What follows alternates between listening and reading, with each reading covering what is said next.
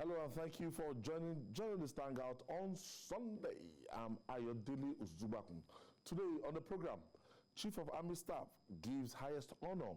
The Chief of Army Staff Commendation Award to 10 officers and 7 soldiers. INEC releases list of candidates for Anambra State governorship election. Replaces Abgas Soludo with Chukuma Imoji. PDP candidates not listed as police now more suspect in Super TV CEO Sufo Taga's murder. Prime suspect Chidima Ojukwu recants, and later on the show, in our Journalist Hangout weekend special, ram sellers in Abuja tell Babajide Kolade Otitoju why rams are unusually expensive this year. I'll be hanging out with Babajide Kolade Otitoju and Asukwo James. So if you're ready, let the hangout start now.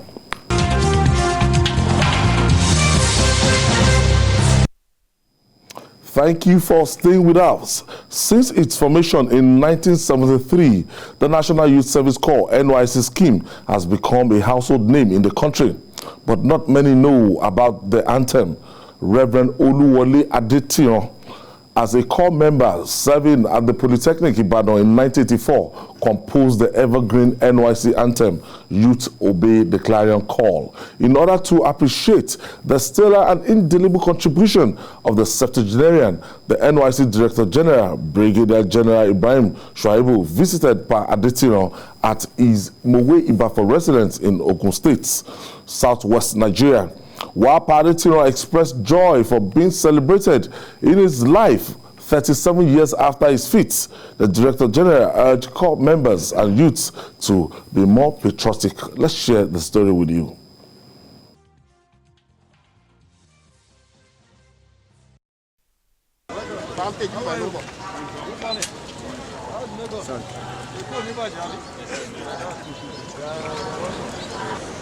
Please come out from the road so they can go.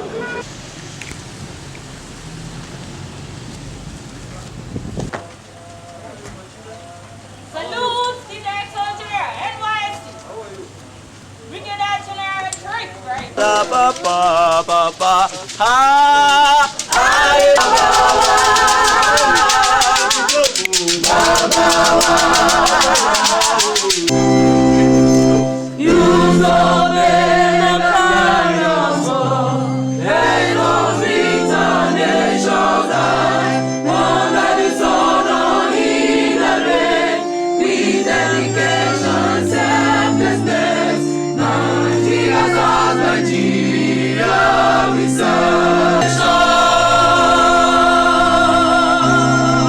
It's a well-thought-out program that has touched the youth of this country. I want to, on behalf of the NYC, appreciate you. Thank you so much for your patriotism for this anthem. Well-powered words that will send great message to Nigerian youth. If you go through the anthem, quite philosophical, very powerful words that corps members, we need to look at it critically, the content of this national anthem, this NYC anthem. So once again, we are so proud of you. We wish you good health. Amen. And we also let you know that NYC cares and also appreciate what you have done for our country. My visiting here will send a message to corps members and other youth that they will be future corps members, that once you give your best to your country will not forgive you and abandon you. Okay? I feel like running away. But in reality, God will honor you. 72% of them are Yahoo boys and I. What do we do to that? Can we do? It is only God. Where I would say we are improving both negatively and positively. And I hope we will have a kind of 70% positivity and 30% negativity. I think that's what work hours have, that is making them be what they are today. I'll be your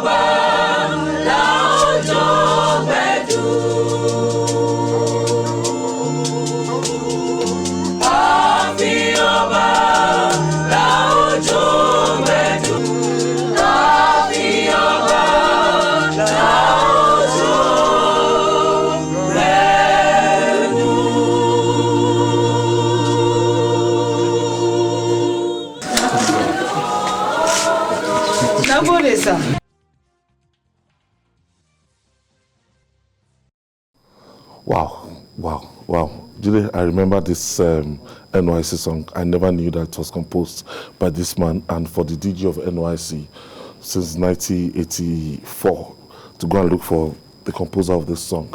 The labor of our heroes past, they say, shall never be in vain. Yes. And this is like a reflective, youth obey the clarion call. Anybody that went through that system, you understand, you remember that song. Yes, early in the morning, you sing the anthem, you know, on the feet. Yes. You are made to jog. Some of us never jogged until we got into the camp. But you wake up very early, you know, to go and jog. In those days, in Zaria, the Nuba Mali Polytechnic was our NYC camp. And we would jog. Once we are getting to the fringes of Zaria town, they will take us back. You know, you cannot dodge. They will look everywhere. If you hide under your bed, they'll bring you out to go and jog. So, out of that training, endurance check. NYC was such a beautiful time for a lot of us. And for the NYC DG, General Ibrahim Shaibu, or Shaibu Ibrahim, to have done this, he has shown that he's an exemplary leader. Many people did not care to even know who wrote this NYC anthem. At the time when we are trying to forge national unity, national cohesion, these are the kind of things that we should be doing. We must set the right example. Let these young people realize that when they work for their country, they will never be forgotten. But we've forgotten many of our true heroes. Yes. The other day, the writer of the national anthem died. That was when many people got to know who really wrote the national anthem. And we recite the national anthem all the time, but we do not know the writer until she died. You know? So we need to honor these people. It's just the right thing to do. And God bless the DG of NYC for setting a worthy example, and I'm really proud of him for what he has done. You can see an old man is ill, but you can see him shedding tears there. He never thought that in his lifetime this will come. Yes, this kind of... You can see his face still has that dedication. Yes, under the sun and in the rain, with dedication and selflessness. So look at the very deep lyrics. Yeah, exactly. You know, you can see from his face, you know, the kind of passion he has, you know, for his country, and all that is even encapsulated in what is the anthem, you know, the NYSC anthem. And just like Jide just said, the last time the lady who, you know, composed and wrote the national pledge? National pledge. Felicia Adebola. When she died, nobody knew. It was later that people started saying, okay, she's the one that actually wrote the pledge that we are all always singing when we have an assembly in school. Then, you know, we always... That is the same way the man who wrote the national anthem. You know, the Edo man wrote the national anthem. That's why it was forgotten. Yeah, forgotten. You know? Even the man his death was gave not us celebrated. Our national flag, the game why the man is there. Sometimes his house will be dilapidated. Is after we now remember, oh, there's one Taiwo Akinkumi, he's there. Then we'll now go there and begin to paint his house, you know, and stuff like that. If it's not President Buhari, the Super Eagles of 1994, you remember? Yeah. The worst thing is you make promises to one fulfill. And these politicians make promises to themselves that they fulfill. True heroes who don't remember they won the Nations Cup, they won the... Even now, you can see the under 20 side too, that won the African Championship for the first time. They made promises to them that they didn't fulfill. So it's just, we can't treat heroes like this. Somebody wrote the national pledge. We recite the national pledge all the time. But she died, even her death was unsung. She was not celebrated in death. How will people feel like serving their country, giving their all for their country when we have this attitude? Why do our leaders behave in this manner? But fair enough, the NYC DG did the right thing. It's a nice one. Yes. Nice one. Go nice to one. that place, Yes, to that bad roads and all. Yes, still managed to go there. Mowe, Bafo, and still look for the man. Now, moving on now. Gallantry is the essence of military life. Hence, it should be celebrated and appreciated. In this regard, the Chief of Army Staff, Lieutenant General Farouk Yahya, has honored the best of his men with the Army's best honor for gallantry and other qualities. General Yahya gave the highest honor, the Chief of Army Staff Commendation Award, to 10 officers of 7 soldiers during an event in Abuja. Here are the highlights of the event.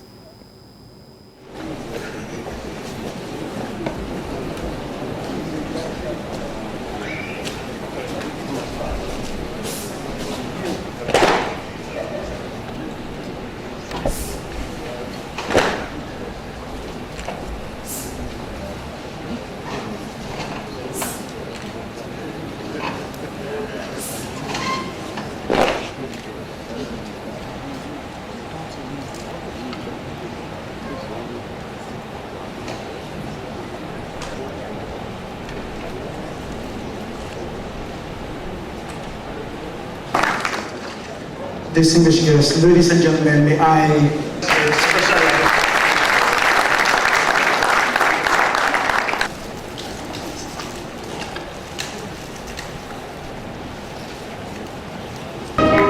N/11699. The Chief of Naval Staff, ladies and gentlemen, is here represented by Rear Admiral Ezekobi.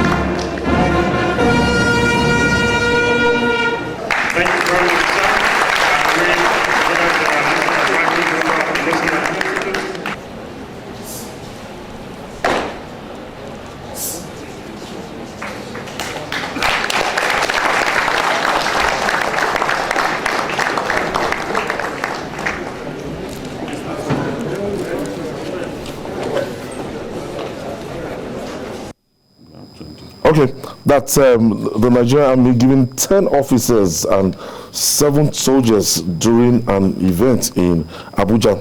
Babajide, this is one of the greatest honor a serviceman can get, to be honored by the Chief of Army Staff and appreciated, by your countrymen and women. So, what's your view on this? I'm so happy that the heroic deeds of our officers and men have been rewarded. This is a tradition in the army, and it's a good thing that it has continued. These are the things that make you feel like joining the army. When you see honor being given to you, to someone like you in his lifetime, not when he's dead. So for exemplary courage, for exemplary leadership, people get honored in the army. And in this case, one person was honored for sports. Lieutenant Colonel Wuyep was honored for gallantry and bravery. Another person honored for engineering and then innovation. Wuyep is the commanding officer of 195 Battalion, and this is not the first time that he's winning an award. It's GOC, who is the current commander of the Multinational Joint Task Force, gave him the GOC Special Award. And now it's not a surprise to me that he's one of these 17 Nigerian soldiers and officers who have been honored. All the 10 officers had served at the theater of war in Maiduguri, and all the commendations that they got were based on their performances in the theater of war, in the Operation Lafia Dole, now rechristened Operation Hardin K. So I'm confident that if we continue to maintain the high standards, soldiers continue to maintain exemplary conduct, and they are rewarded by the Nigerian authorities taking care of their welfare, we would continue to get officers who would lay down their lives and work for their country. Let me go to the list of these officers. Lieutenant Colonel M.B. Abubakar is an artillery officer who got honored on account of the missions he conducted. Lieutenant Colonel A.S. Olashepe is the commander officer for 3 battalions, Gaborun, Gala, and Ran. Along the border with Cameroon, is also under his command. Exemplary officer, Lieutenant Colonel T.G. Ajato, commander, CO of 212 Battalion, Maiduguri. Then Lieutenant Colonel Wuye, commander officer 195 Battalion, Maiduguri. Major Undubisi, the acting commander, Army Super Camp 1, Mulai, is also one of the people who were honored. There is Lieutenant Colonel Tagwe, who is of the 121 Task Force Battalion, Pulka. There is General Babayo, Brigade Commander, 25 Task Force Brigade, Damboa, and General Mahmuda, 27 Task Force Brigade. There is A. Nagogo Mohammed, who was honored as the best tank repairer in the Nigerian Army. The best armored tank repairer in the Nigerian Army. That's Narogo. A. Narogo Mohammed, best tank repairer. He is said to have repaired more than 100 tanks.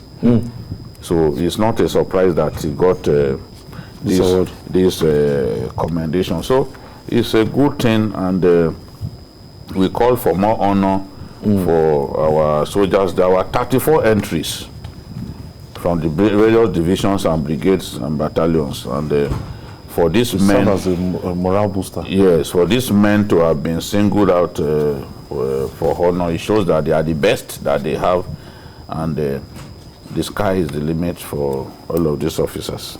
As well, there are many soldiers who died serving their country. They were not alive to be honored like this ones. How can we honor our soldiers in their lifetime? I think this is a right step in the right direction. Because just like we have just finished talking about the man who actually, composed the NYSC anthem, giving honor to whom honor is due. These guys go out in the field, they die for us to sleep with our 2 eyes closed. And so if they die in the course of, trying to save, to keep Nigeria one and united, I think they deserve to be honored. For the Chief of Army Staff to honor these ones, I know it's going to serve as a morale booster to even those who are right there on the field dealing with the terrorists, dealing with bandits, and trying to keep us united and peaceful. Because Nigerians, most times people just feel that when once you send soldiers out, they are dying for dying sake. No. But with this, those who are on the field, they will now know that if I sacrifice myself, I'll be honored. And so the Chief of Army Staff can also look at all those who have died in active service, and see how he can also honor them. Even in death, there's nothing stopping us from saying those who have died, either through whatever means, but because they died in the active service, you bring a roll call of them, honor their family again, and honor them.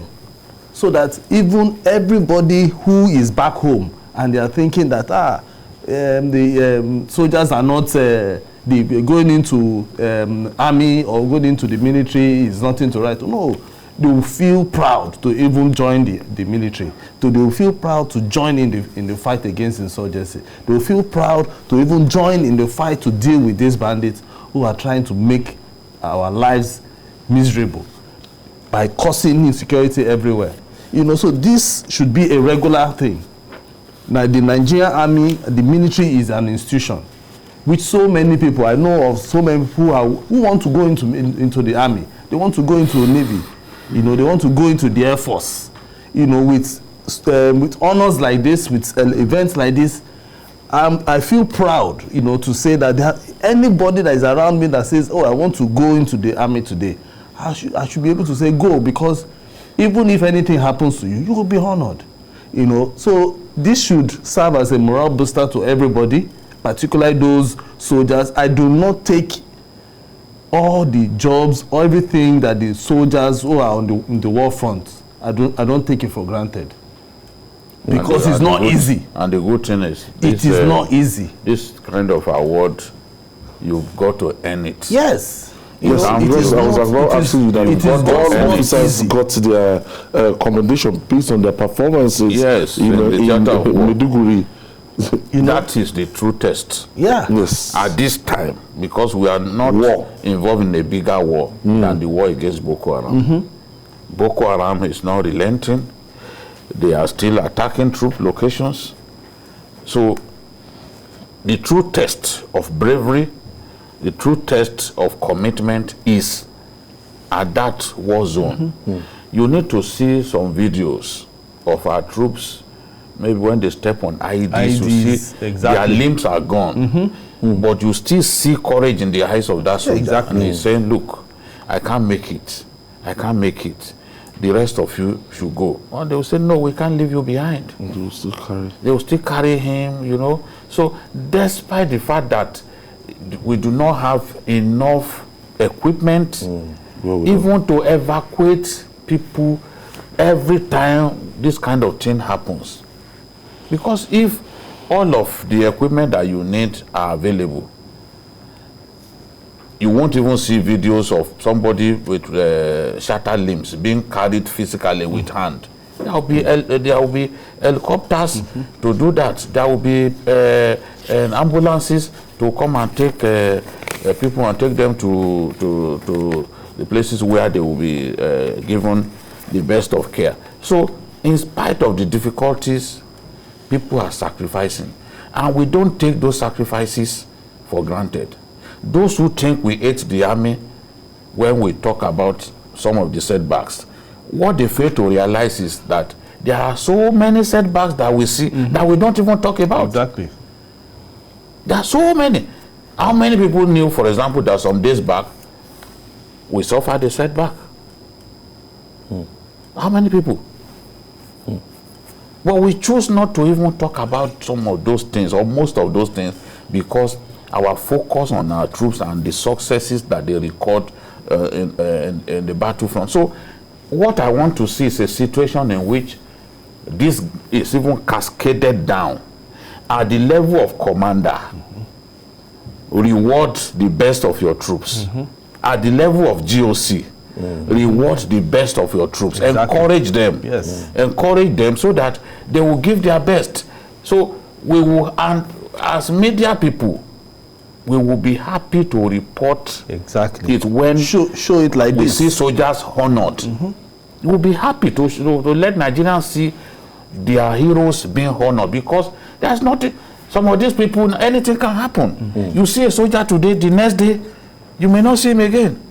Some of us have lost friends in this war. Some of us have lost friends in this war. You can imagine someone that maybe the last time I went to Maiduguri, we interacted, I met him. He's one of the junior officers that I speak with. Suddenly, the next time I went there, I was told that he had died. So this is it. They have families. Beyond even taking care of the welfare of these officers and men, they should never forget their families. Exactly. One of the things that we can do to keep them perpetually loyal to their country is to make them realize that even when all of this has ended, there is a life that they can return to, a life that is encouraging, that will ensure that they get the reward for all of the sacrifices when they were serving. I had suggested in the past that we can build giant estates, the sort of estate that you see in Abuja, giant estate for families of fallen soldiers to live in, and then let government take care of their livelihoods. Yes. When this is done, there is no insurance that is better than this. They will look forward to serving their country. Exactly. I have Julius is calling us from Lagos. Thank you for joining us, Julius. Hello, good afternoon. How are you? Very well. I'm fine. This is a very nice program. We appreciate your effort. Thank you, my brother. You people are doing a very wonderful job. Thank you, Julius. Go ahead. Babajide, well done. God bless the whole team. Thank you. Thanks, sir. I commend the Chief of Army Staff for this beautiful award for gallantry performance of officers and soldiers. This will boost their morale. Yes. This will make them to put more effort to serve the country more better. That's true. The Chief of Army Staff should continue with this, and you people should continue with this job, trying to analyze for the army and what to do from time to time. God will bless you all in Jesus' name. Thank you and well done. Thank you. Amen. You know, Thank you for your contribution. let me conclude by on this by saying that when nominations come, a board is set up, a board is constituted. Yes, a board is constituted, and the board is made up of former recipients of the award.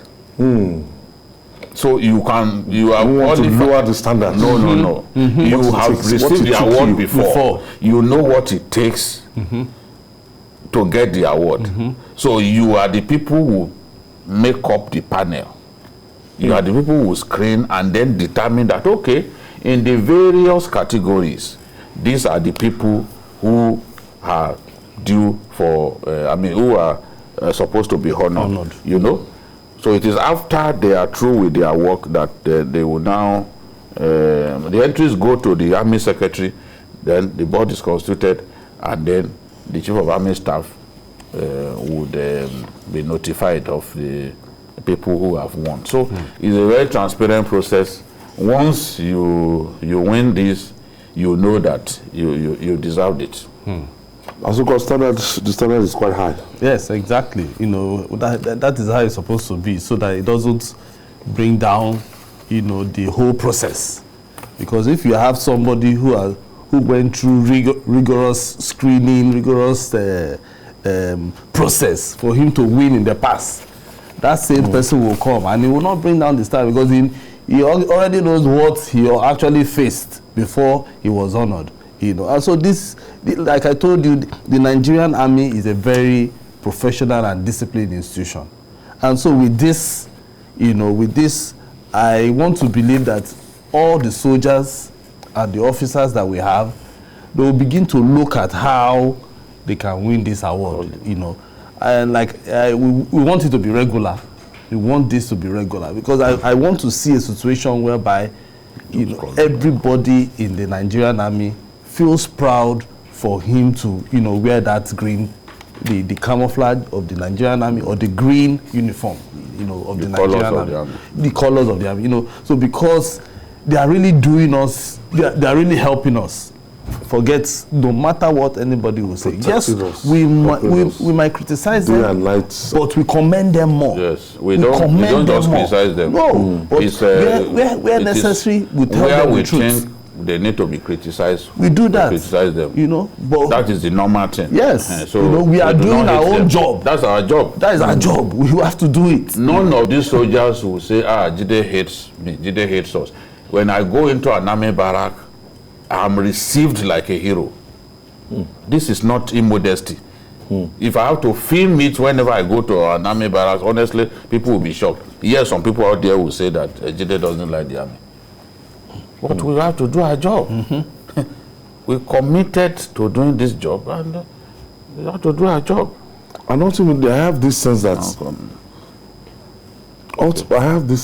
if these guys are given the tool and the right equipment to work. Because I was reading something this morning that the United States of America might be sending 24 stealth aircraft down to I think there's a battle zone between China and and when I saw the configuration of the aircraft and everything, your radar cannot even detect it. When you have things like that to work, this military will deliver. No, Ayo. You know, we have seen videos of our soldiers in the war front already.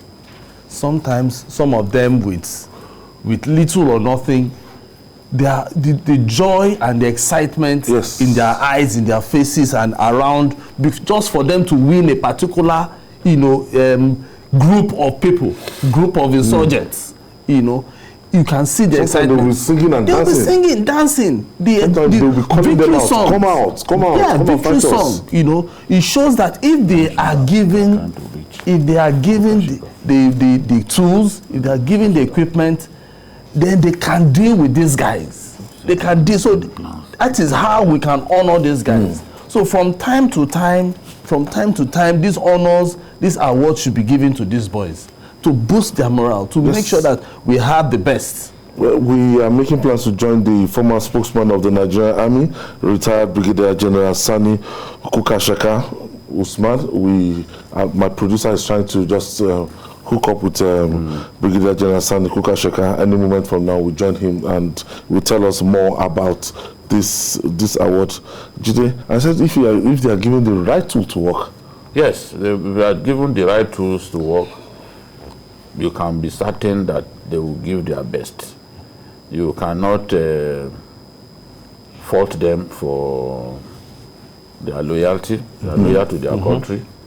They are good at what they do, but the environment is not the best for them to give their best. You must have had the Chief of Defense Staff asking for modern weapons the other day. I've always said that here. Now, the late Chief of Army Staff also asked for weapons. So it means that every time we talked about it, we were not just being flippant. We were talking about the things that the troops need the most, because we are in touch with them. We go there. We don't sit in the studio. We go to the war front. We interact with the soldiers. We know their problems. We know what goes on in that theater of war. The troops need game-changing weapons, and we have an obligation as a government. The government has an obligation to provide that so that we can get the best out of our troops. Asuko, when you look at the war so far, nobody envisaged that we're going to meet ourselves in this kind of problem. As in, during the days of Ekomong, I can remember General Joshua Dongoyaro, Victor Malu, the way Ekomong in West Africa, as Nigerian soldiers, when they were in charge of that Ekomong, it used to be something that you look at with pride, because they are exploiting Liberia, they are exploiting Sierra Leone. I'm very sure most of the soldiers you are seeing today, they have role models most of their role models are these people that you are calling, the Dongoyaros, and Victor Malu, so many of them. So if you look at even this war, it has taken too long. It is not that, because we never envisaged that it was going to be this long. We thought it was just going to be something that we'll be able to, deal with. But today it's getting longer. It's stretching everybody. But we know that if given the right tools, I'm very, very certain that the war will be over. Okay, I have the right Olushola calling us from Ibadan in Oyo State. Yes, thank you for joining us, Shola. Good afternoon, Ayo. Good afternoon, sir. Yes, good afternoon. Good afternoon, sir. And Babajide will touch you. Good afternoon. Good afternoon. Now, honestly, to me, what is happening in Nigerian Army this time is just like a moral booster. Babajide, if you accept with me, it's just like the army chief is trying to motivate them and to give them up his mind to be able to work better for Nigerians. Honestly, I appreciate it. And I would like it if they will continue something like this so that at least when they go in confronting these bandits and these insurgents, they will be having that thing at the back of their heart that this country recognizes every effort they are giving to us. Yeah. And again, for them to be able to put in their best, necessary support should be given to them. And I want to believe in a very short time, Nigeria will come out triumphant. Good afternoon and happy Sunday to all of you there. Thank you. Happy Sunday to you, Olushola. Now, moving on now. These days, our elections are fought on political and legal fronts. Now, the November 6th Anambra governorship election may suffer similar fates.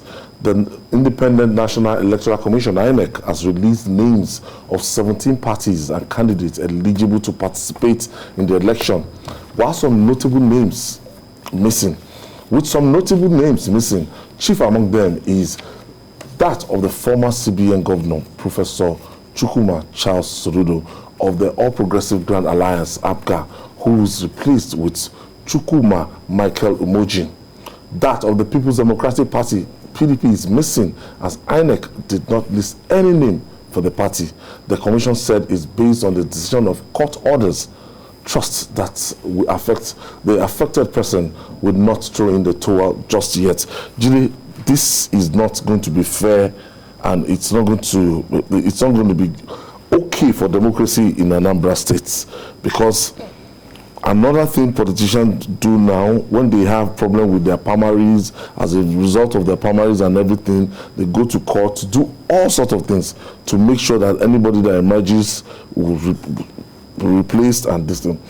Going to this thing, we had this conversation 3-4 weeks ago, and we're talking about the popularity of each of these candidates. And a major person, a major player in this game is Professor Chukwuma Soludo.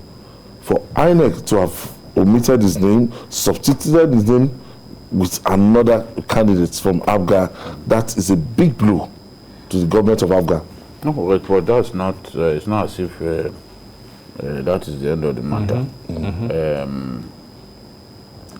Cases are in court, and when those cases are resolved, of course, there's still time to substitute these individuals. What even APGA would not want to see is a situation in which it doesn't have a candidate.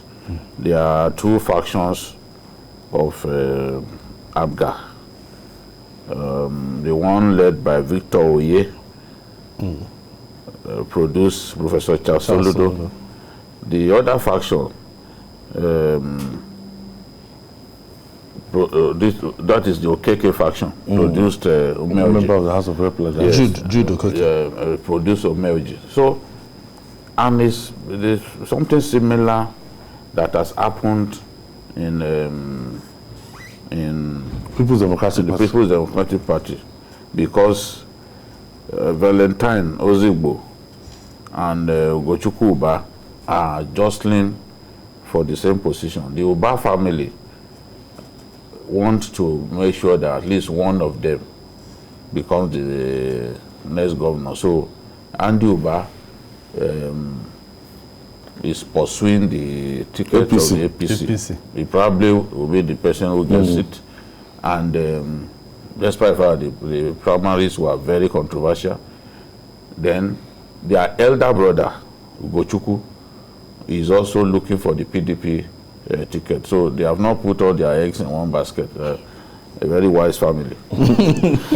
But now, Ozigbo, through his lawyer, filed an ex parte application seeking the order of the court for INEC to not recognize anyone for now as the candidate of the PDP. And that's what INEC has done. Once the court gave the order, INEC proceeded to carry out the instruction of the court. That's Justice Yusuf Halilu. He directed INEC to maintain the status quo by not publishing any name as candidate of the PDP.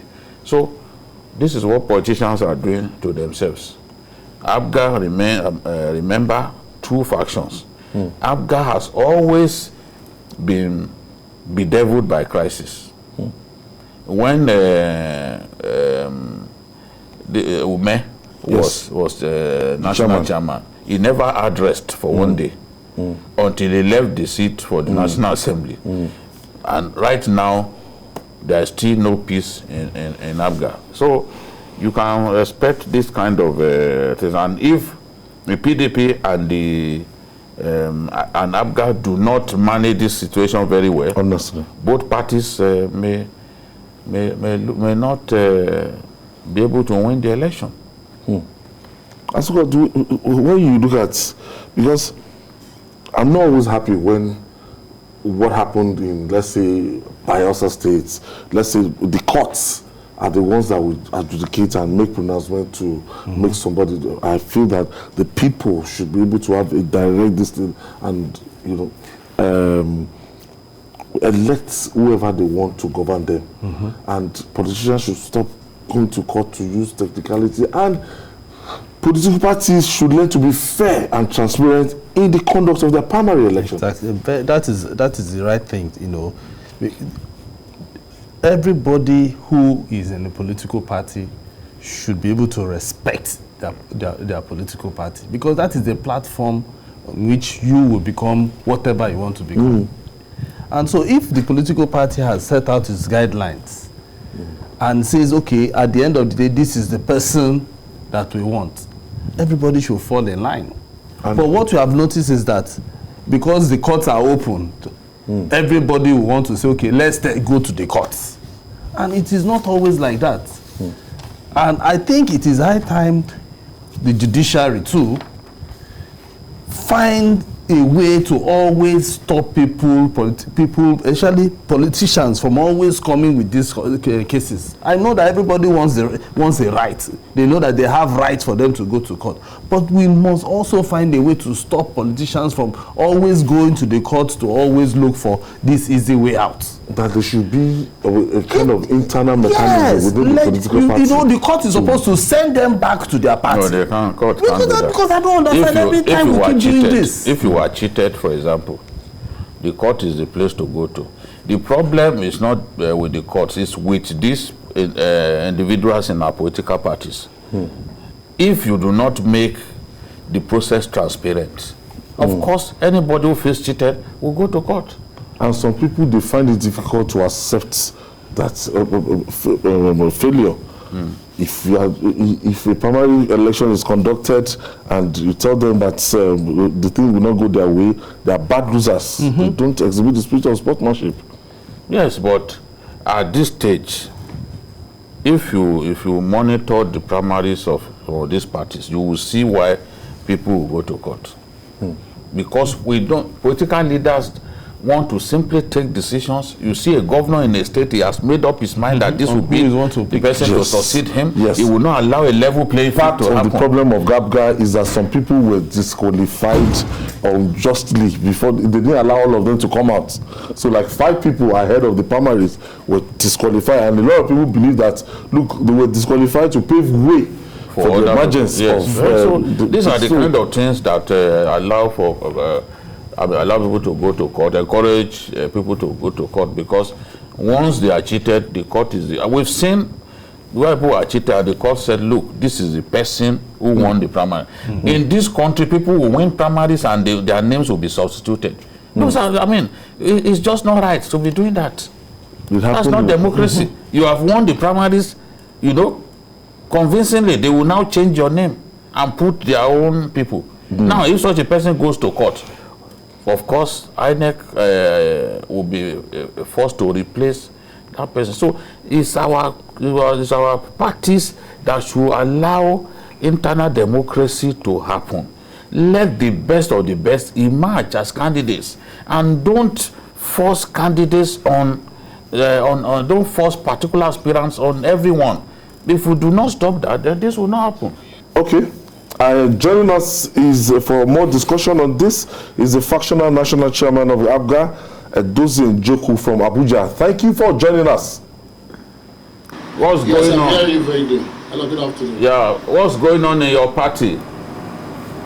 Okay, I was listening to the gentleman who just spoke earlier on. The main problem as he said, is to do with internal democracy. We always sweep things under the carpet. For the past 2.5, 3 years, APGA has been in a problem of leadership, of a national leadership. And what really happened is, when the last national chairman was about to leave the party, they forced him in again, and he's been sitting on a seat that doesn't belong to him for the past 2.5 years. What that meant was that we've been in that crisis. And in Nigeria, we forget so easily. I've heard people say there are two factions, Jude Okeke. Jude Okeke claims in court to have been my deputy. He claims that I was suspended about a month ago, and he was my deputy, and he replaced me, and now he's bringing out a candidate.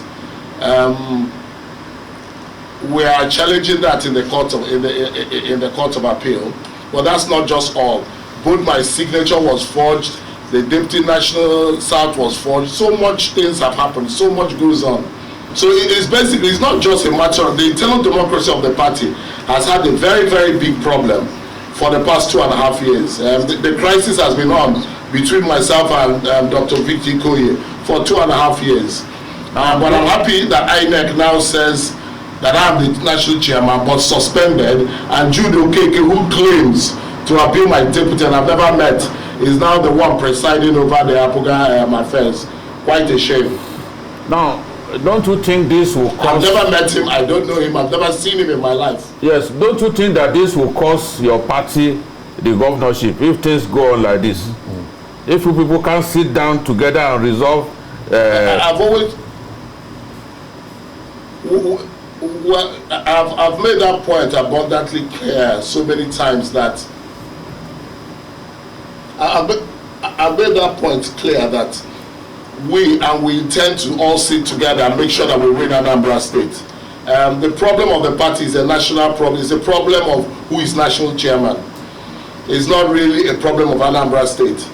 So as long as every so-called faction makes sure that they carry out all the necessary things they need to do for the primaries, whoever emerges as a national chairman of the party will produce the candidate and most likely the governor of Anambra State. How do the supporters of your party feel now? How do they feel now that you people can't seem to come together? And you face a risk of having a candidate. Of not even having a candidate.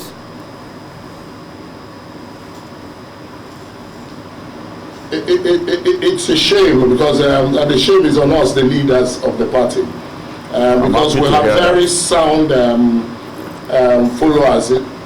We have very sound followers in the state. But I keep urging all of us that we should calm down and try and sort our problems out in Abuja here and have one front in Anambra State to push for an election, which I believe in the past 24 hours a lot of overtures have been made. We've had a bit of meetings and they're beginning to see my reason that let's move our crisis to Abuja and let Anambra continue with the elections. We shouldn't have that as a problem. And if Umoji's name is the name there, no problem.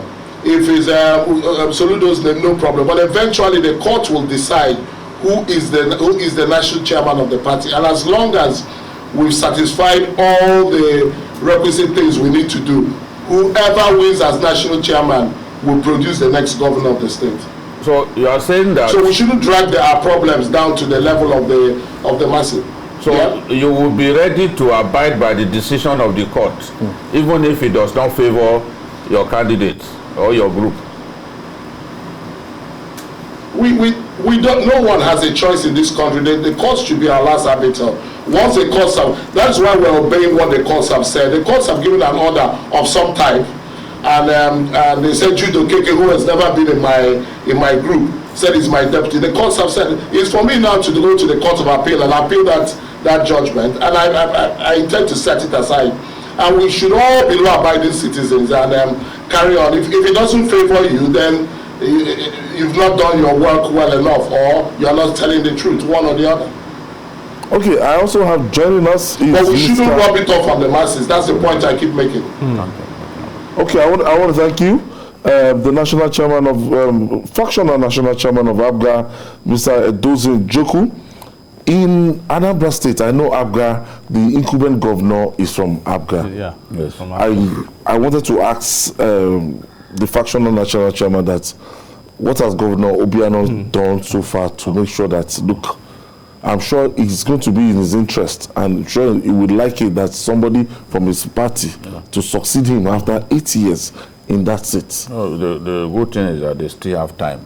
They still have time. This election holds in November, so this won't be the last time we are going to talk on this matter. It probably won't even be the last time that people like Njoku will be brought to come and talk on this matter. But one thing is clear.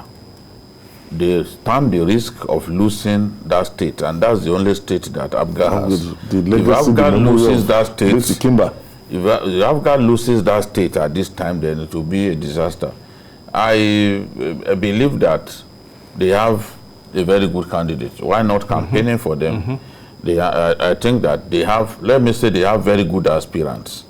One of them will eventually become the candidate. So to see such people stand the risk of being disqualified is difficult to take. It just shows that politicians never learn. They never learn. They are too selfish to learn even from their own mistakes. So I hope that both the PDP and the ABGA will be able to solve their internal problems so that they can go into that contest as two strong parties seeking for the first time to produce the governor, to win the governorship election.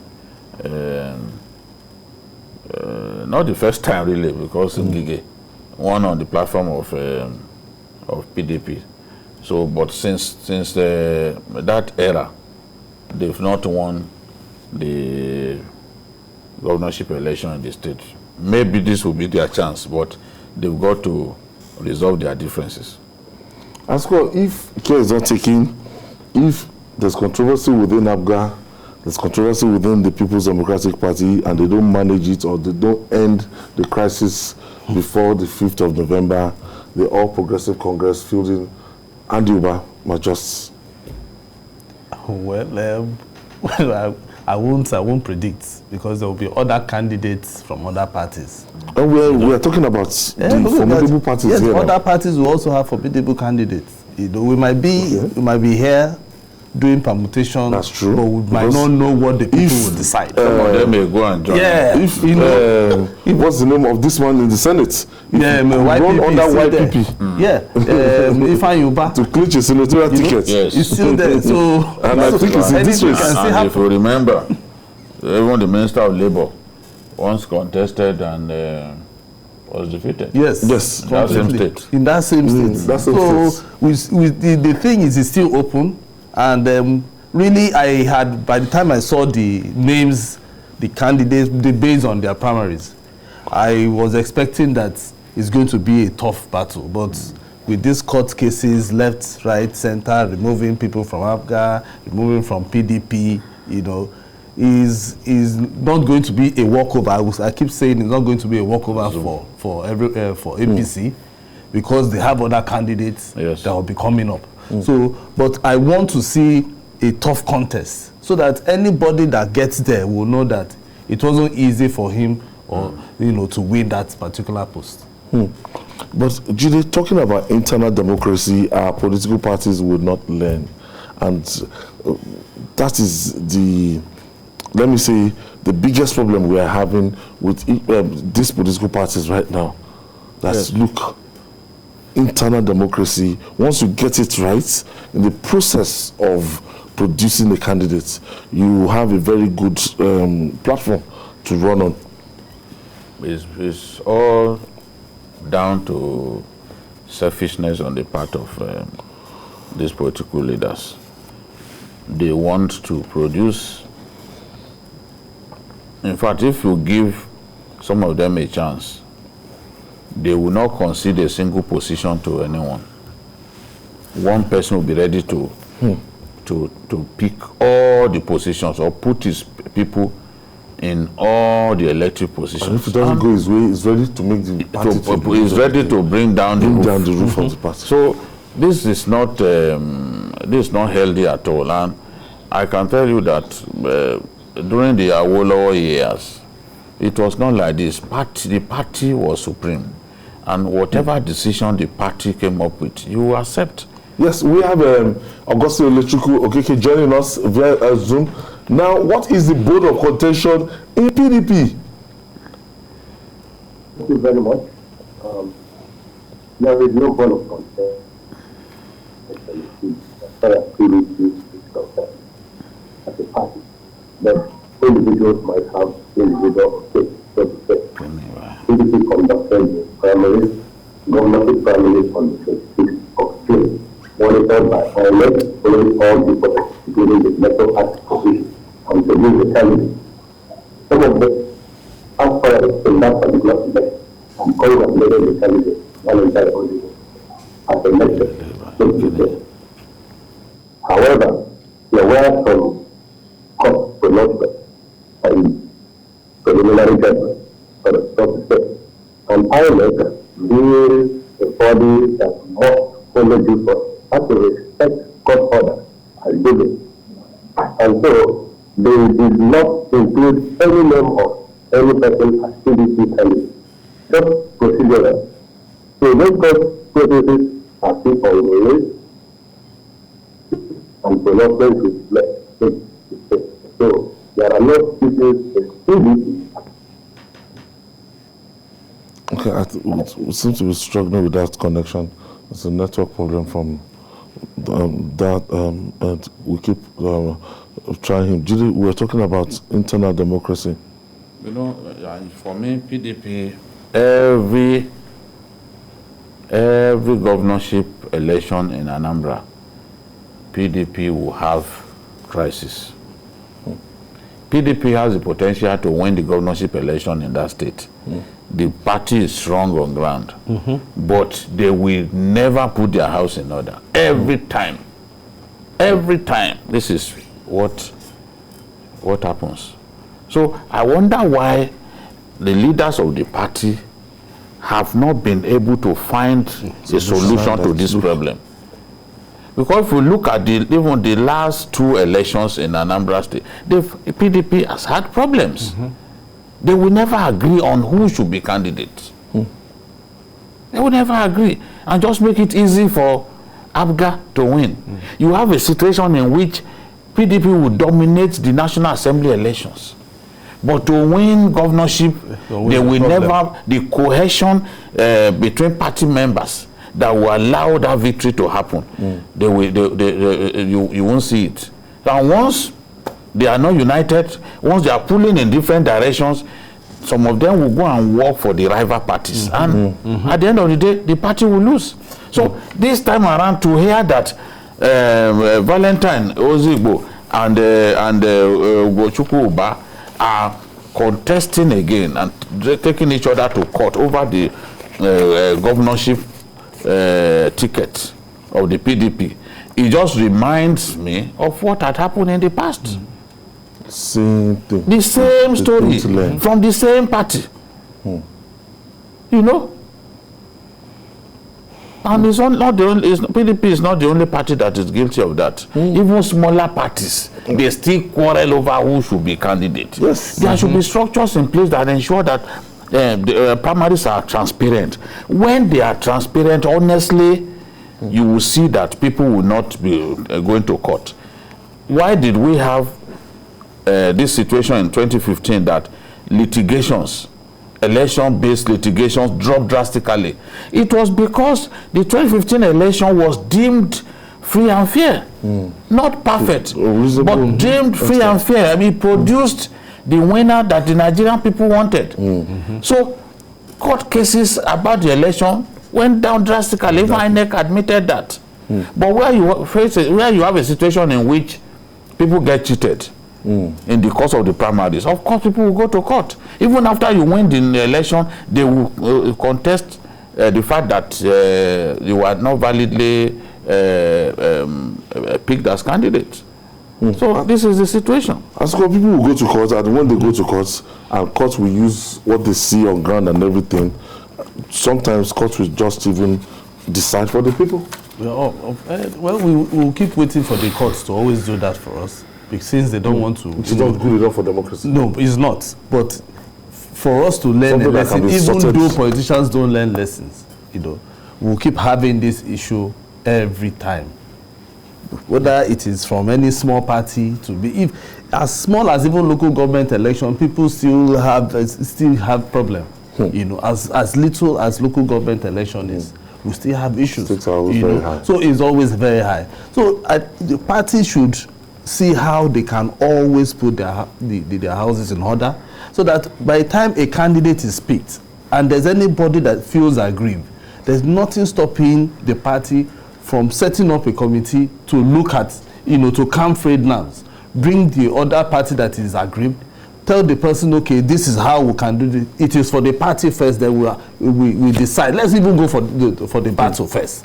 Once we win, every other thing will be settled. But once you have people who are angry, people who are still taking the party's candidates, to court, it becomes a very big issue, Anambra is always known for that all the time. And once you see that, okay, this particular, that is why I'm telling you, do not think that it's going to be a walkover for APC, because at the end of the day, Ayo, something might happen. It might be a smaller party. The calculation will change, because things are getting different by the day. Things are changing by the day. Even the candidate that you think will win might not even win.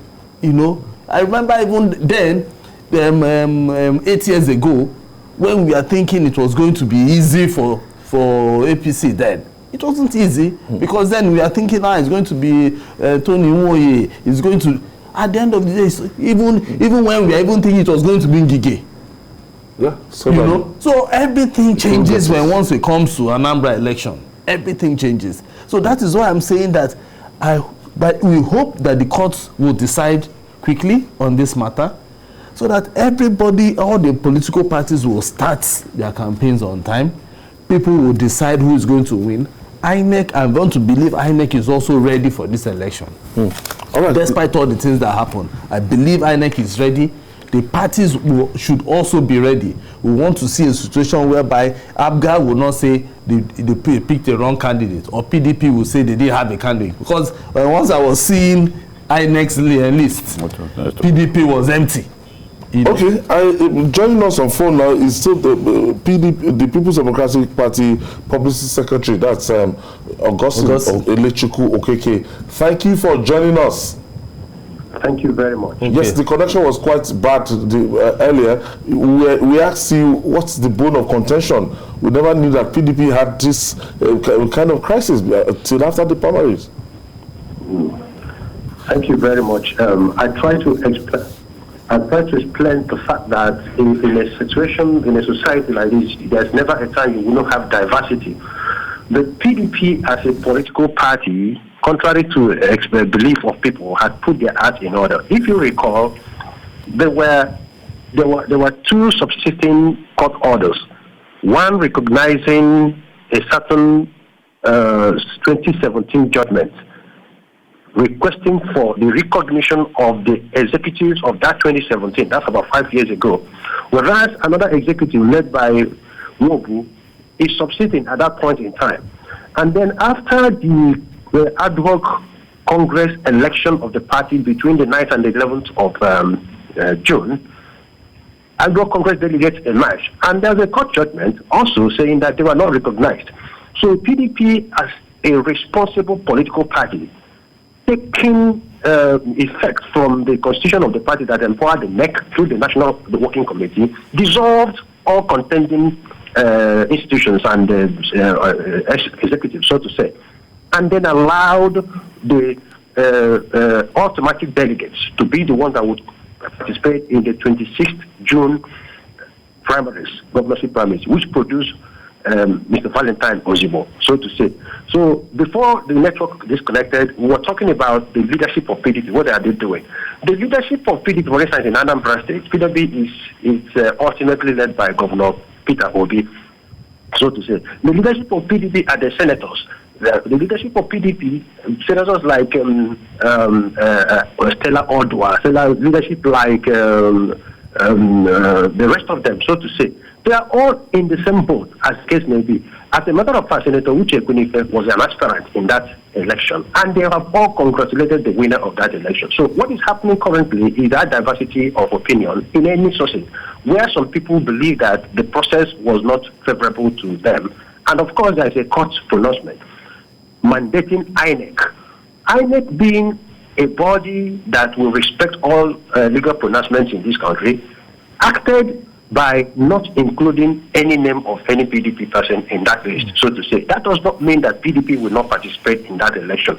I was explaining earlier on that this sort of situation happened in Imo State when there was a by-election in Imo North between Senator Frank Ibezim, now Senator Frank Ibezim, and the Senator Ifeanyi Ararume of All Progressive Congress. There was no name listed. At the end of the day, the election took place and someone was now pronounced based on court judgment. However, in this case, it's a different ballgame in the sense that INEC participated in the PDP primaries. And even the INEC Commissioner on Voter Education was on air, I think in one of these interviews 2 days ago, and clarified the fact that, yes, they participated and the process was a due process. It's just that this is a court proceeding. So I agree with you that certain individuals, though they have the right to exercise their freedom of opinion and freedom of speech and freedom of action, sometimes may make it look as if there is a problem within the party. As long as the party is concerned, no. But of course, you can't stop what people could do, so to say. So, all right. Our information to the people is not to worry. And then the Zonal Publicity Secretary Augustine Lechuku Okeke joining us via phone. And let me take this break. When we come back, we'll discuss more. It's still Journalist Hangout. We'll be right back after this time out.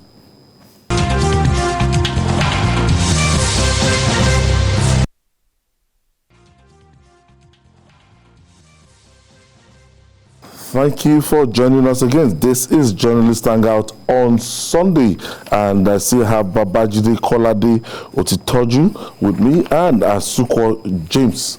The Yoruba people usually say Kasoro Kababe ni Yomoluabi. That's meaning staying the truth to one's word. Staying true to one's word is the hallmark of good character. But it seems the 21-year-old Chidima Adaora Ojukwu has a different perspective regarding her involvement in the murder of the CEO of the Super TV, Usifu Ataga. 3 weeks after confessing to killing Ataga in the full glare of the world, Chidima has recanted. Speaking a few days ago, she says she lied about stabbing Ataga as she was not the one who killed him. But the Lagos Police Command said it has arrested more suspects in connection with the killing, as it has established a case of conspiracy and murder in the matter. Meanwhile, let's hear from Chidima's first confession while speaking with journalists. We were together drinking, smoking. We had fun, so I went to get food for all of us, both of us, I mean. And then that was what happened. Then on Tuesday, it was trying to make advances on me, which I was tired, but it became violent on it. So he got his way, which I let him. And then in the afternoon, towards afternoon, we ordered for smoke. And also roofies together. So that was what we took. And then we ate the food that we had on Monday. So we became high, and I wasn't happy for the first one he did, so I was still on my own, just smoking and drinking with my food that I've eaten. So he too was on his own couch. Then he came on to me while I was watching movie. We were both watching movie. So he came on to me and was like, I was like, no, that I'm not happy with what you did in the first one. And then I was like, you don't help me, you don't assist me in anything, but yet you just playing with me around. And then it was like, oh, okay, take my ATM now, I can go and withdraw what you want. And then he said the pin. I was like, that's not what I mean, that's not what I meant. So it became violence or trying to get to me, and I was resisting and defending myself. And at some point he hit my head on the wall, and I also retaliated. And also at some point it was choking me, which I was on the kitchen cabinet. I lay on the kitchen cabinet while he was choking me, and then I stretched out the knife and then I stabbed his neck. After that, Chidima spoke in another interview, this time claiming that she knew nothing about Ataga's death. Let's hear her. I didn't involve anybody. I don't know who must have come into the apartment. Definitely somebody did that, but I don't know who that person is. I don't know what happened when I left to buy the food. I don't know. Because of the thing I did after not alerting police and then also withdrawing money, I feel guilty for what happened. I did not kill him. Knowing for whether I did not kill him, but my doing, taking his money and not reporting the police. I believe that somebody knew where we were and then waited till I left before they could enter. The pressure and people, when I was talking to the security guy, and it was like, no, nobody entered into the apartment, that it was just me that entered into the apartment. And knowing full well what I did, withdrawing his money, I just took the blame on myself that since no one believes, let me just take it. No one is influencing my statement. I've not spoken to anybody, my relation or anybody. I've just been in the self. All right, the State Police Commissioner Akim Odumosu has offered some clarification regarding both interviews by Chidima. Let's hear from Police Commissioner Akim Odumosu. So that video was recorded the 3rd after she was arrested. Not a recent one at all. Not a recent one. So the 3rd after arrest that their video was. So they just brought it out now. It's not the recent one now that he has. But we were saying that, she's the man, they saw her, are we portraying her as a celebrity? So having this, having that one now, for God's sake, as a suspect, fundamental human rights still exist under the constitution of the country. So but the insinuation that many police want to parry it, that's far, far away from that. That will never happen. That will never happen. So no matter what people will say that to castigate police, whether just as a matter of maybe so coming out to discourage police so that we don't do it now, we'll never. We are progressing. We are progressing. Very, very progressing on that. And in conjunction with Ministry of Justice, we are doing all these ones now. So you'll be shocked. All right, Commissioner of Police in Lagos State Akim Odumosu and Babajide. After this clarification, I'm so confused. We are waiting for the police to actually prosecute, send this case to court, and so that we can have a clear picture of what happened. Because the first confession didn't just add up. The second one is more confusing, and what the commissioner is saying now, I don't get. You know, when she made that first confession, it was clear to many of us that she was just lying. Not only was she lying, she had been thoroughly coached to lie. But because she made some claims that thoroughly exposed her lies in that first confession, and I think that the police at this stage have what looks like a prima facie case against this woman, except the police are deceiving themselves.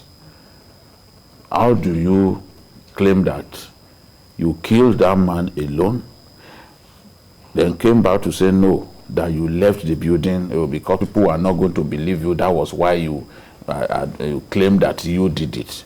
Who does that? This little girl thinks that the rest of us are fools.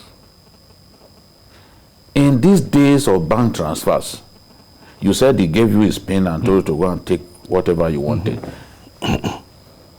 The sensible thing that the man would do is to simply, from his phone, he would transfer whatever he wanted to give you. If it's not that he will give you. It's clear that this man, because the owner of the hotel, of the service apartment, said that they didn't hear any scream, and it was because he had been drugged and gagged. So even if he was screaming, nobody would hear. Now, this girl said that they took Rofinol. One of the things that Rofinol does is used in American some countries of Europe largely as a rape. I mean, as a date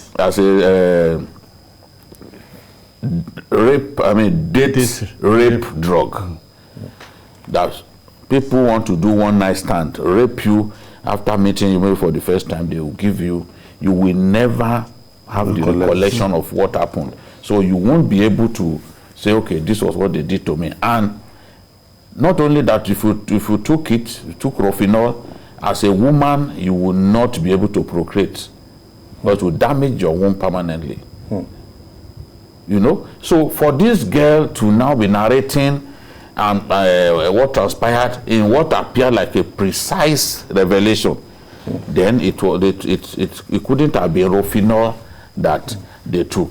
So and it was after relations of Ataga saw the corpse and the fact that his hands were tied.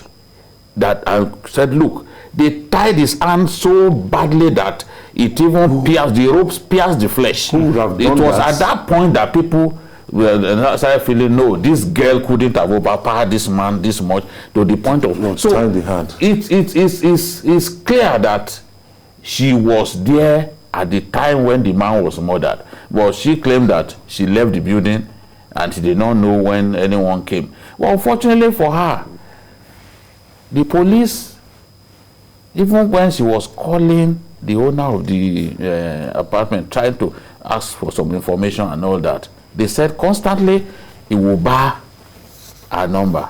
It will block her number so that they cannot call her back. At that point, she didn't know that she was already being investigated. This woman was also, she used a WhatsApp number, a USA WhatsApp number, to call them and claim that she was coming to Nigeria for the first time. I mean, coming to Nigeria, that she just needed a place that was safe so that she could do, what's it called, quarantine. Yeah?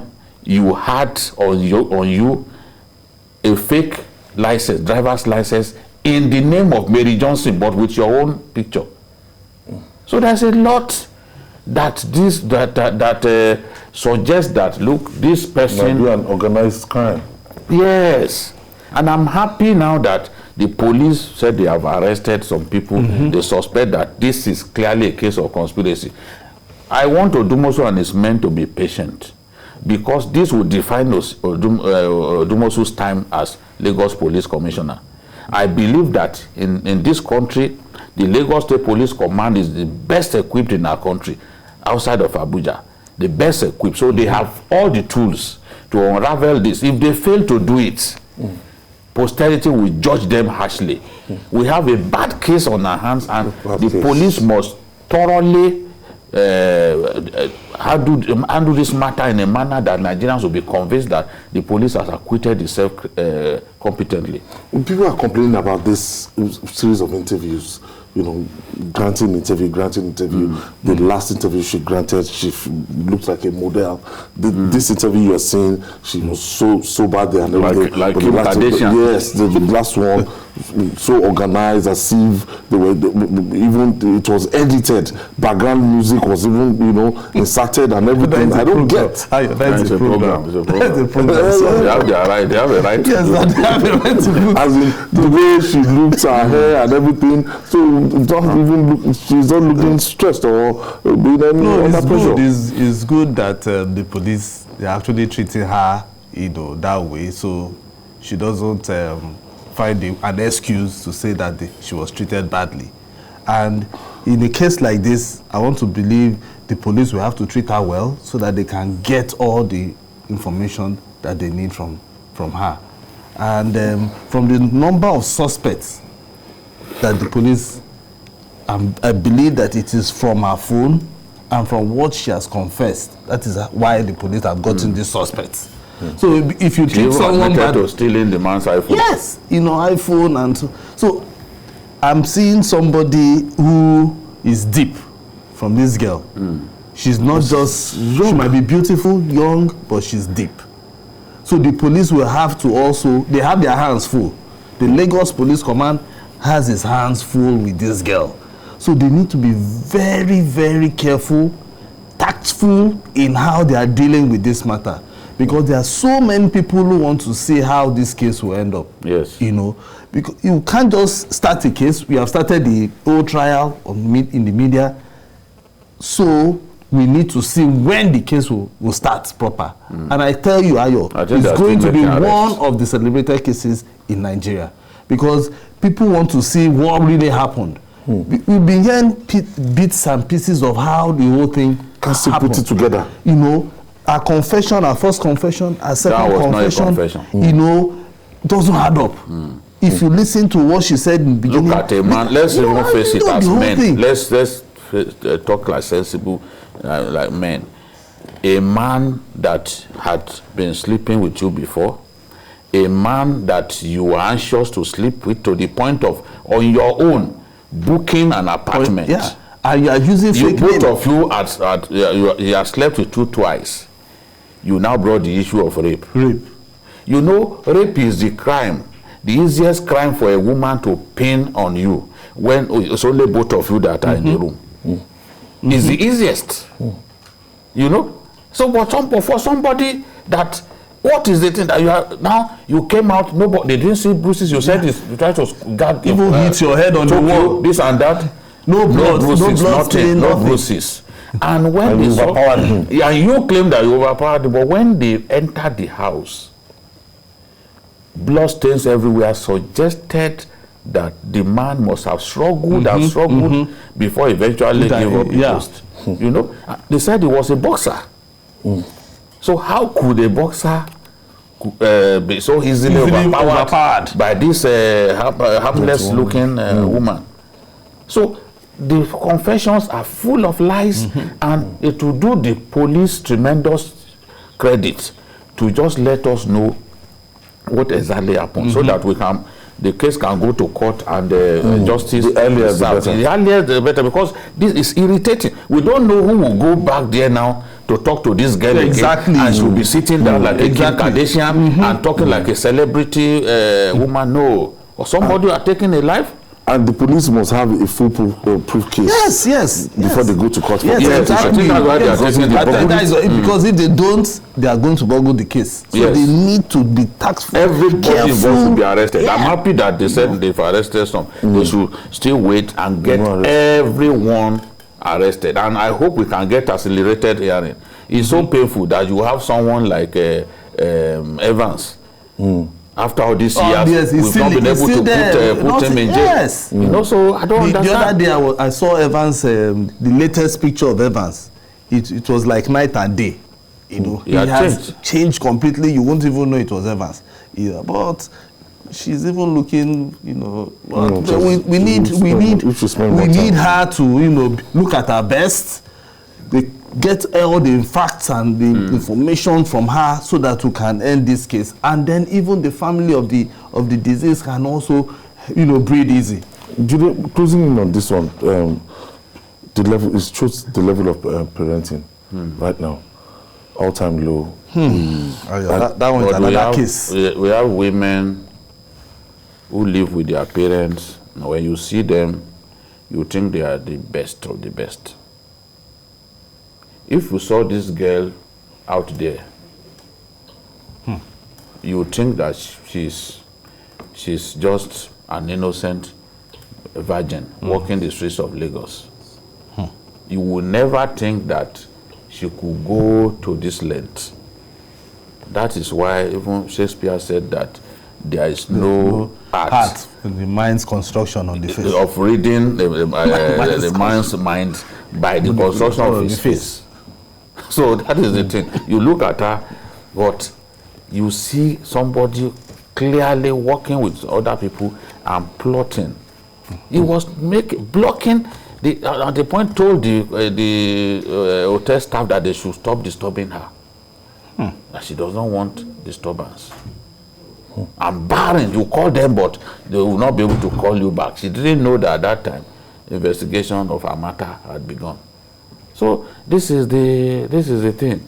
I think that with time, when the police are ready, their own facts that they will give us will be greater than what this girl inadvertently gave us, because she claimed that she stole only 380,000 and not the 5 million that was transferred to her account. So what is the meaning of that? All right, I have Larry from Enugu State. Yeah, this Louis, by the grace of God, an apostle and Christ and Pastor McDaniel. From godly point of view,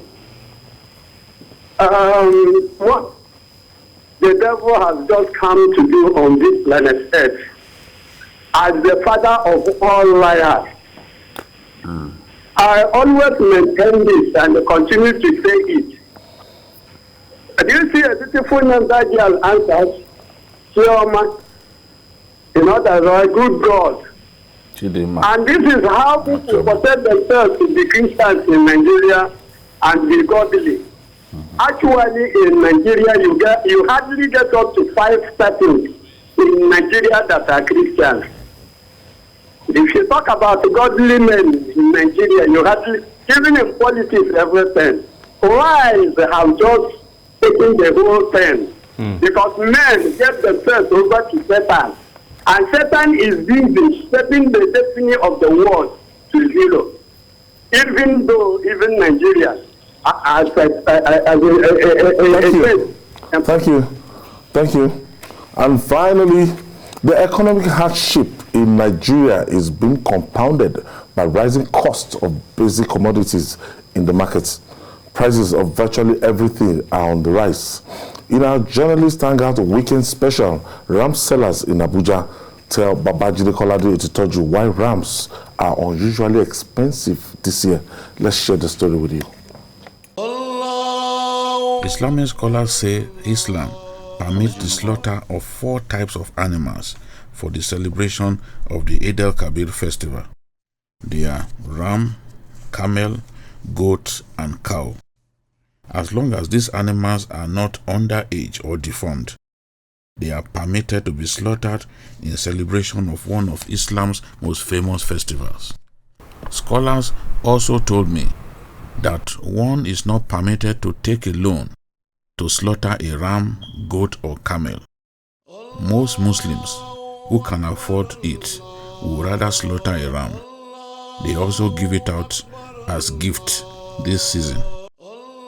Many who used to slaughter rams each year have been forced off it by the prevailing economic hardships, as the prices of rams have been unusually high this year.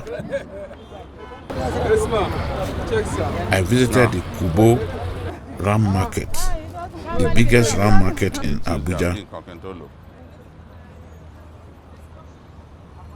Here, the average price of ram is 150,000 naira. The small ones go for between 40,000 naira and 50,000 naira. Yusuf Mohammed is a student of one of Nigeria's universities. He helps his dad to sell rams here. He said the high cost of transportation and animal feed are responsible for the high price of rams. When you compare this year with the previous years, would you say ram is costlier this year? Costlier this year. Because so many things has changed. Because the food we used to buy 1 bag last year we buy it 3,000, but now it's 5,000. Okay. Yes, that's what makes things cost. Like we are facing changes in everything. But the food, do you also bring the food from outside Nigeria? Yeah. Nigeria. This is the biggest ram in Kubo Market, Abuja. This ram goes for 400,000. But I've been told that in the Lagos area, it will not cost less than 600,000. I also gathered from our people here that prices of rams have gone up this year because of the cost of their food, as well as the high cost of transportation. So we have seen a sharp rise in the prices of ram, higher than previous years, because of a number of factors, including the cost of their food and transportation costs. Yusuf explained that many Nigerians prefer rams from neighboring countries because they are taller and bigger. Sometimes some buy for gifts. Okay. Yes. If you want to buy something for gift, you buy something tall. Tall. Then if you give, it's well presentable. Lawan Adamu is an indigene of Katsina State who has been a ram seller for 20 years. He noted that rams sold at 85,000 naira last year now go for between 130,000 naira to 150,000 naira. He stressed that Nigerians prefer rams imported from Chad, Cameroon and Niger because of their impressive size. Gaskiya ba za su girma irin na Chad ba. A sassunan Najeriya suna da kamar local gram ne, amma Niger, Chad, Cameroon kaga nasu irin long leg din nan ne. Okay. Chad, Cameroon, the Niger. Da Niger, da Cameroon, da Chad. He blamed rampant banditry in northern Nigeria for the high prices of rams and wants government to do something quickly about it. Babban matsalar mu kenan. Ba a kiwo gaskiya problem da muke. Ba kasuwan raguna a Zamfara. Akwai amma kuma kasan wasu village din babu kayan ne. In an kawo ma mutane masaya sun yawa dole ya tsada. Kaji babban problem din muke na waga. Amma kamar mu village din mu yanzu zaka ga da za a samu rago 100 a cikin village ko 200 ko 500 baka samun ko akuya baka samu ragon. Babban problem din da ke faruwa kenan. Ali Yaro is worried about the high cost of ram feed. According to the way our economy is going, to change naira. Yes, the currency, the value of our currency. The value of our currency. That's the first this thing. The second one, all this something that happening in the north. Yes. Yeah. So that is the insecurity. Insecurity. That is the tourism that caused the problem. Because where we used to enter and go and buy it before, now nobody will go there. If you try go there, they will kidnap you. So nobody will go there. That is the first. That is the second reason. The food they eat, like last year, we buy a bag 1,800, but this year is 6,000 naira. Food 1,800. In last year. This year 6,000 naira.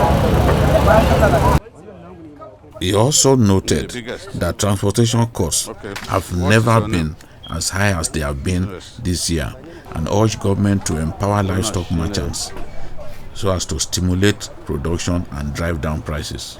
The transporters and this year it was very expensive. Normally, actually like some years back ago, highest if you pay transport for a ram, the highest price you can pay is 2,000 before. But now, in one ram, there's some ram you will pay 5,000, some you will pay 3,500, 4,000. Lawan Abdullah is the chairman of Kubo Ram Sellers Union. He stressed that insecurity is a big problem, as in his home state of Katsina, for example. The places they used to go to buy rams are no longer accessible because of rampant banditry. He wants government to pay attention to the problem of insecurity. Muna ji muna gani wannan hanya ta zama haramun ga dukkan wani mutumin da yake wannan yankin. Baka isa baka ratsa wannan jejin ka bulla hanya Basari. So muna daga cikin wannan wanda yake yan uwana duk wata hidimar da za a yi. Abana Clark, who hails from Chibok in Borno State, but plies his trade in Abuja, said ram sellers take a lot of risk to stay in the business. 8 years now. 8 years. Is this something that you want to continue doing? If I get much better than this, I can leave. If this is much better, then I continue with it. Our message to our government is we wanted to put this in security, infrastructure, education, and agriculture, so that everything will be easier for this country. For those who could not buy rams this year in fulfillment of their religious obligations, they can only hope that the year 2022 will be much better. Babajide Commodities Dojo, TVC News, Abuja. 400,000 naira ram. I looked at the ram and said, "Are you buying cow?" Can't you see it looks like a cow? Because by the time you want to buy 400,000 naira cow, you should see what you want to buy. Looking at the factors that these sellers give that's responsible for the hike in this price, it has affected everything. Of course. Insecurity, because insecurity has affected the price of their feeds. Yes. Because it is what do they eat? To 6,000. Guinea corn,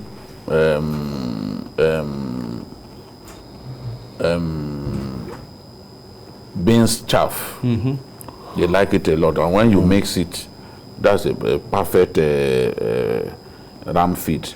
But it is the person who can access a farm that will be able to get the prepare this.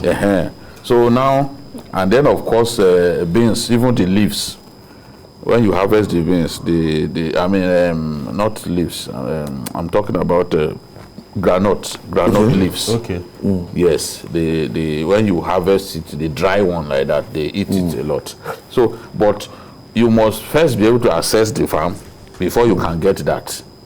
And then for you who wants to buy rams, you must also be able to access the villages where they sell livestock. Some of those villages are inaccessible now because of banditry, and that's why the leader of the group of the sellers union, the ram sellers union, is from Safana local government in Katsina State, and he's saying his area now is very volatile, and it's true. Safana is one of those frontline local governments in Katsina. There are about 8 of them that you have to think twice before going to those places. Damusa, Basari, all of those places are not safe in Katsina. So now, since you can't access those places, the few that you can access, the price will normally go up. That's what they are saying. Then, of course, the bulk of these rams are not from Nigeria. It is from Niger, Chad, and Cameroon that they bring them in. Nigerians sometimes will buy them because we have better feeds for them. But the rams from those places are bigger. Really? Genetically, they are bigger. But they do not even have the as good, feeds as good as our own. So if you buy them and you start feeding them in Nigeria, the potential is there that they will even be bigger. So we buy more rams from these neighboring countries. Yes, more than 90%. That will affect our foreign exchange. Of course, and then you have to pay in foreign currency. You had Yaro, one of the guys I spoke with, saying that the value of our currency is also a factor. But when you go to those places to buy, then you are going to pay more because the countries around us, their currencies are stronger than our own. SEFA is stronger than the Naira. So this is the situation. By the time you talk about security, talk about the value of the currency, talk about transportation cost, talk about cost of feed. It's going up. That's why I pity them because they have so many rams. But a lot of those rams will not be bought this year. Asuka, if you are not able to buy ram this year, you can always wait for till next year. It's not a do or die thing. People should not go out of their way. Yeah, but it's not a do or die thing. We just want to encourage people not to stress themselves. You know, if you can buy, you buy.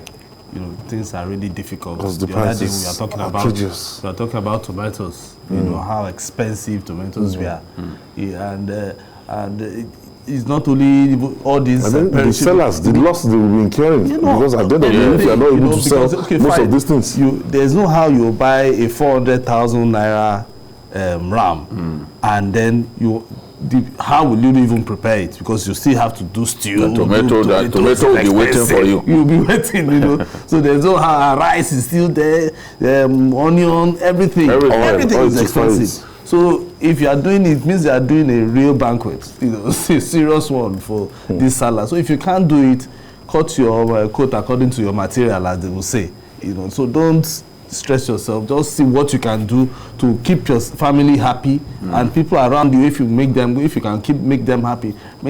You know, we hope that we are going to overcome these challenges.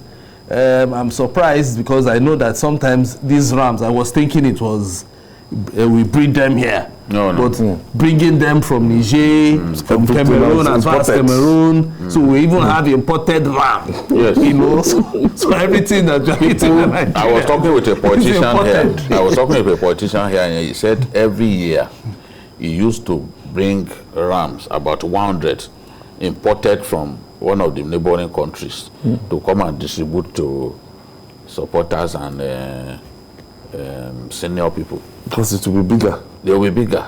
And you want to give out something that is bigger. Yeah. Our own, they said, according to those guys, they said our own is even, that our own ram, there's plenty of meat in our own ram, but they are usually not big. You see?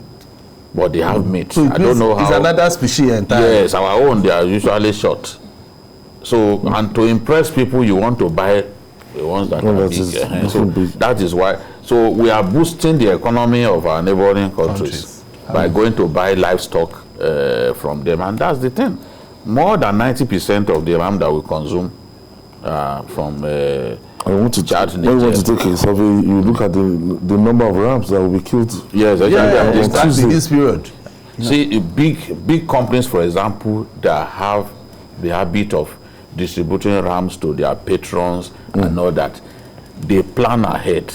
They send lorries to those countries, to Chad, to Niger, even state to governments. Go and bring, state governments too. They will give someone the contract, go and bring 500 rams for us. So they go to those countries. It's not in Nigeria here that they buy those things. And because of the good fortune of sharing border in at least 6 or 7 states with Niger Republic, of course they can bring these things in easily, you know, into our country, but at a huge cost. And that huge cost is the reason that you had rams. There were people that we saw there. Very few people were willing to buy because of the price. There was even a woman who was haggling with them. At the end of the day, he said, "Look, I'm not buying. I'm going." You know, and the truth is, Islam does not insist that it has to be a ram that you kill. You can go for goats. That's why you can go for camel. You can go for billy goat. You can go for what is it called? Cow as well. The cow will even be able to go around. But our people, this is a season of giving. So our people want to buy and then even give out. Those big politicians, you know, they buy and give out. You know? So was deformed ones like this, we are not allowed to, even if it is the air that is caught. So Islam forbids you from slaughtering it in celebration of the festival. Even if it's one eye. Yes, you cannot slaughter it. You are not allowed to slaughter it. You know, like these ones are deformed. You know. So we just hope and pray that insecurity will improve in our country. We are doing this, we are getting the people who suffer to talk. So it's not Jide now going out to say, okay, this is the price of tomato, this is the price of ram. the people who sell it, they are talking about the price and the reason why it is high. And they are appealing to government. We have an obligation to bring their pains to the attention of government. So they are saying this is why it is high. Please do something about it. And that's the essence of what we have done. Look at hundreds of those things, of those rams. The tragedy is that a lot of them will not be bought. Subdivision, I was surprised. Normally, places like this, you see, on a day like this, to be densely populated. You see people going there wanting to buy. There were very few people there who came to buy. The bulk of the people that you saw there were the people selling it themselves. That sends a message that purchasing power. Yes, the purchasing power of people had been narrowed down, and they just didn't. All these people you are seeing, they are there. That's where they work. So they just didn't feel like coming to buy because they knew they won't be able to afford these things. The highest 400, the next to it 370. Wow. So who will pay 370 for a ram? For ram. And so the average is the lowest is 40, 50. You know, the lowest between 40 and 50. But the average is 160, 150, 160. Now people don't want to buy those, so usually small ones. You know, because you will feel that your ego will be deflated if you bring what honestly. ram that you have to share. No, the spirit is that you have to share. The smaller it is, the few your family, extended family, the few neighbors, people that can benefit from it. Exactly. I want to thank you, Azuko James. Thank you for your contribution. Thank you so much. And Babajide, thank you for this wonderful production. Thank you so much. And that's our offering today. Join us tomorrow for our regular episode of the program by 5 p.m. We're on youtube.com/TVC News Nigeria. Bye for now and see you tomorrow.